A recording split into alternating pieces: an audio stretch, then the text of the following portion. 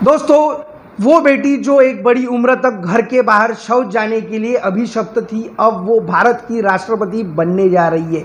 वो लड़की जो पढ़ना सिर्फ इसीलिए चाहती थी कि परिवार के लिए रोटी कमा सके, वो अब भारत की राष्ट्रपति बनने जा रही है। वो महिला जो बिना वेतन के शिक्षक के तौर पर काम कर रही थी, वो अब भारत की राष्ट्रपति दोस्तों बनने जा रही है। वो महिला जिसे जब ये लगा कि पढ़ने लिखने के बाद आदिवासी महिलाएं उससे थोड़ा दूर हो गई है, तो वो खुद सबके घर जाकर खाने को दे कर बैठने लगी कि वो अब भारत की राष्ट्रपति दोस्तों बनने जा रही है। वो महिला जिसने अपने पति और 2 बेटों की मौत का दर्द को झेला और आखिरी बेटे के मौत के बाद वो ऐसे डिप्रेशन में गई कि लोग कहने लगे कि अब ये नहीं बच पाएगी, वो अब भारत की राष्ट्रपति बनने जा रही है। जिस गांव में कहा जाता था राजनीति बहुत खराब चीज़ है और महिलाओं को तो इससे बहुत दूर दूर रहना चाहिए, उसी गांव की महिला अब भारत की राष्ट्रपति दोस्तों बनने जा रही है।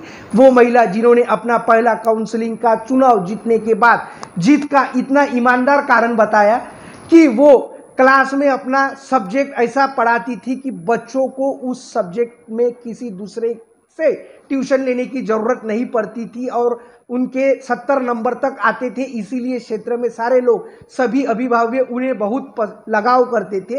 वो महिला अब भारत की राष्ट्रपति बनने जा रही है। वो महिला जो अपनी बातों में मासूमियत को जिंदा रखते हुए अपने सबसे बड़ी सफलता इस बात को माना कि राजनीति में आने के बाद मुझे वो औरतें पहचानने लगी जो पहले नहीं पहचानती थी, वो अब भारत की राष्ट्रपति बनने जा रही है। वो महिला जो 2009 में चुनाव हारने के बाद फिर से गांव में जाकर रहने लगी और जब वापस लौटी तो अपनी आंखों को दान करने की घोषणा की, वो अब भारत की राष्ट्रपति बनने जा रही है। दोस्तों, वो महिला जो ये मानती है कि life is not bed of roses, जीवन कठिनाइयों के बीच ही रहेगा, हमें ही आगे बढ़ना होगा, कोई पुश करके कभी हमें आगे नहीं बढ़ा पाएगा, वो अब भारत की राष्ट्रपति बनने जा रही है। दशक से ठीक कपड़े और खाने तक से दूर रहने वाले समुदाय को देश के सबसे बड़े भवन तक पहुंचाकर भारत ने विश्व को फिर से दिखा दिया है कि यहाँ रंग, जाति, भाषा, वेश, धर्म, संप्रदाय को कोई भेद नहीं चलता। जिससे